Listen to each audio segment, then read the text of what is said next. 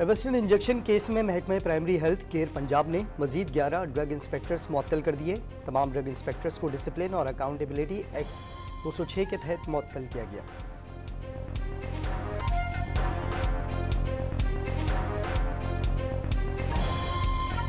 Lieutenant general Mohammad Munir अफसर को chairman NADRA तैनात कर दिया गया। वजारत दाखिला ने नोटिफिकेशन जारी कर दिया। कनकोट में डाकू हैबत रोड से सहाफ़ी के बेटे समेत 2 अफराद को अगवा करके ले गए। पुलिस ने मगवियों की बाजियाबी के लिए इलाके की नाकाबंदी कर दी। कराची में असिस्टेंट कमिश्नर नॉर्थ नाज़िमाबाद के मेडिकल स्टोर्स पर छापे।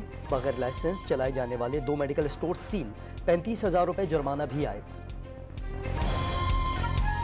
और भारत में होने वाले ICC वर्ल्ड कप की इफ्तिताही तकरीब मनसूख कर दी गई। तकरीब की मनसूखी की वजह अब तक सामने नहीं आई। वर्ल्ड कप का आगाज 5 अक्टूबर से होगा।